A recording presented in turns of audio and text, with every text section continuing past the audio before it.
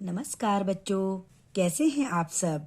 बच्चों, आज हम संपादकीय प्रार्थना पत्र लिखेंगे जो स्वरचित कविता प्रकाशित करवाने हेतु है। इसमें आप संपादक महोदय को प्रार्थना कर रहे हैं कि आपने कविता लिखी है, उस कविता को आप समाचार पत्र के संपादक को कह रहे हैं कि आप अपने समाचार पत्र में इसको स्थान दें। तो बच्चों, पत्र को लिखने का एक सही तरीका होता है। यदि आप अल्प विराम, पूर्ण विराम आदि का ध्यान रखकर पत्र लिखते हैं तो आपको पत्र में पूरे से पूरे नंबर मिलते हैं। अब देखिए, जैसे कौन लिख रहा है इस पत्र को, है ना।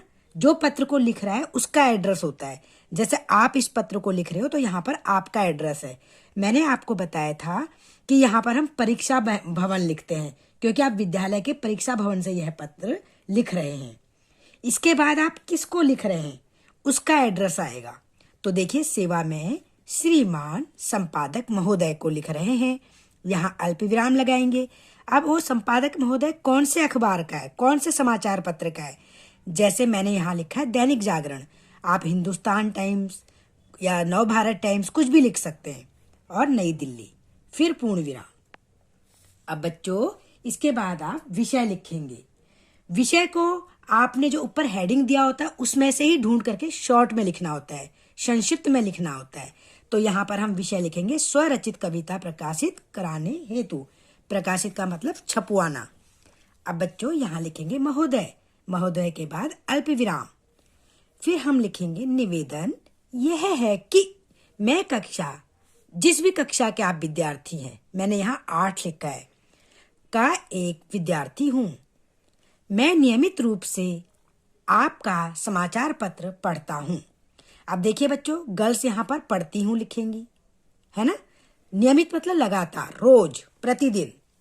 इसमें मुझे बाल पृष्ठ बहुत अच्छा लगता है। आपको पता है समाचार पत्र में हर तरह के समाचार होते हैं, खेल से संबंधित होते हैं, पहेलियां बुझाओ वाले पृष्ठ भी होता है उसमें। तो आपको कौन सा कोना अच्छा लगता है। आपने लिखा है इसमें मुझे बाल पृष्ठ, जो बच्चों का कोना है, वो बहुत अच्छा लगता है। इसमें छपी कविताएं बहुत प्रभावी और रोचक होती हैं।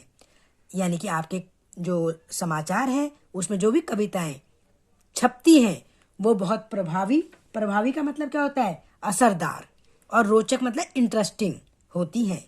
मेरी भी कविताएं लिखने में अभिरुचि है। अभिरुचि का मतलब शौक है। विद्यालय की कविता लेखन प्रतियोगिता में मैंने प्रथम स्थान प्राप्त किया है। अब बच्चों, यहाँ पर कहने का मतलब ये है कि आपके विद्यालय में एक कंपटीशन हुआ था कविता लिखने का, तो उस कंपटीशन में आपने उस कविता में प्रथम स्थान प्राप्त किया है, फर्स्ट आए आप। तो मेरी कविता किससे संबंधित है, पर्यावरण से संबंधित है। किसी की खेल से हो सकती है ना, किसी की पेड़ पौधों से हो सकती है। तो पर्यावरण का मतलब सबको पता है, वातावरण। इस कविता को मैं आपके समाचार पत्र में प्रकाशित करवाना चाहता हूँ। गर्ल्स लिखेंगी चाहती हूँ, यानी कि जो ये कविता है इसको मैं आपके समाचार पत्र में छपवाना चाहती हूँ ताकि इसको सभी लोग पढ़ें। मैं अपनी कविता को इस पत्र के साथ संलग्न कर रही हूँ या कर रहा हूँ। ये जो पत्र मैं लिख रहा हूँ, इस पत्र के साथ मैं अपने जो ये कविता है इसको भी अटैच कर रही हूँ, ठीक है, लगा रही हूँ। अब थर्ड पैराग्राफ, आपसे अनुरोध है कि अपने समाचार पत्र में मेरी इस कविता को स्थान देकर कृतार्थ करें। तो ये कह रहा है बच्चा, इसमें कह रहा है कि जो मेरी कविता है उसको अपने समाचार पत्र में छपवाइए। मेरी आपसे ये विनती है, आपकी अति कृपा होगी। अब बच्चों, इसके बाद पूर्ण विराम है, धन्यवाद सहित, ये नेक्स्ट लाइन में है। फिर भवदीय, गर्ल्स लिखेंगे भवदिया, यहाँ क ख ग लिखेंगे, यहाँ पर पता, और यहाँ दिनांक, जिस दिनांक को आप लिख रहे हैं वो दिनांक आपने यहाँ लिखनी है, ठीक है। मिलते जुलते अन्य संपादकीय प्रार्थना पत्र क्या क्या हो सकते हैं, जैसे सड़क के किनारे लगे कूड़े के ढेर को हटवाने के लिए संपादक महोदय को पत्र, बिजली की कटौती की समस्या को उजागर करते हुए संपादक महोदय को पत्र, बढ़ती हुई महंगाई पर चिंता व्यक्त करते हुए समाचार संपादक को पत्र।